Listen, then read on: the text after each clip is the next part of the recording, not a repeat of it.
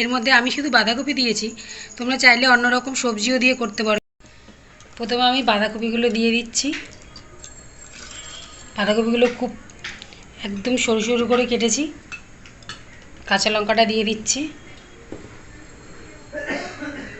নুনটা দিয়ে দিচ্ছি। এরপরে এর মধ্যে আমি একটা ডিম ভেঙে দেবো। এর মধ্যে আরও অন্য সবজিও দেয়া যায়, দিতে পারেন। বাচ্চারা যেগুলো এমনি খেতে চায় না, সেগুলো যদি এইভাবে ডিম দিয়ে একটা টিফিন করে দেয়া যায়, বাচ্চারা খুবই পছন্দ করে। এবার আমি এটা দিয়ে ভালো করে মিশিয়ে নেব।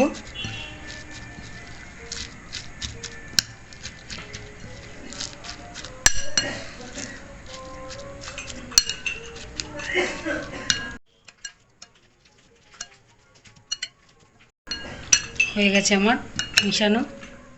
আমি কড়াটা আগেই বসিয়ে রেখেছিলাম গ্যাসে, গরম হয়ে গেছে। এর মধ্যে আমি একটু সাদা তেল দিয়ে দেবো, অল্প করে। এটা আমি এবার চারিদিকে একটুখানি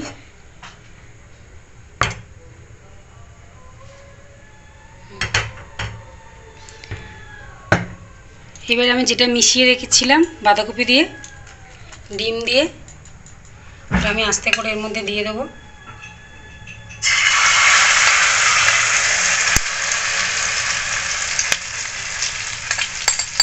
গ্যাসটা এই সময় একদম কমিয়ে রাখবেন, যাতে তাড়াতাড়ি সিদ্ধ হয়ে যায়। বেশি জোরে থাকলে এটা পুড়ে যাবে, কিন্তু সিদ্ধ হবে না।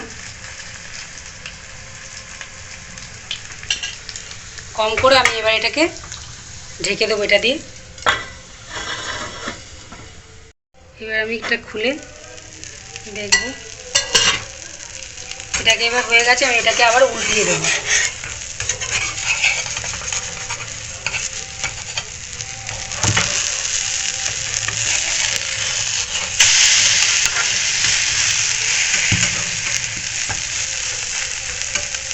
আমি আবার একটু ঢাকা দিয়ে দেবো, ওই পাশটা যাতে সিদ্ধ হয়ে যায় ও ভাজা হয়ে যায়।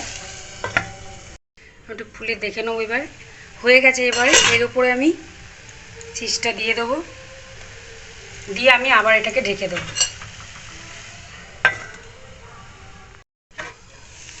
এটা হয়ে গেছে। আমি এবার গ্যাসটা বন্ধ করে দিচ্ছি।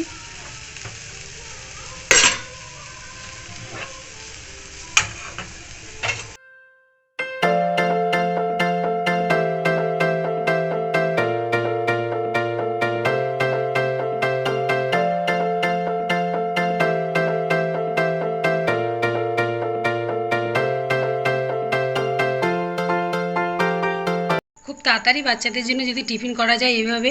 এর মধ্যে আমি শুধু বাঁধাকপি দিয়েছি, তোমরা চাইলে অন্য রকম সবজিও দিয়ে করতে পারো, কিন্তু বাচ্চারা খুবই ভালোবাসবে। আর বাড়িতে অবশ্যই বাচ্চাদের বানিয়ে দিয়ে দেবেন।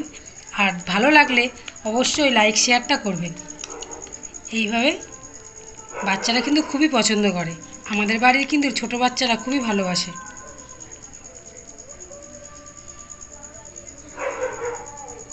ভালো লাগলে কিন্তু লাইক শেয়ার করতে একদমই ভুলবে না। আবার আসবো নতুন কোনো ভিডিও নিয়ে।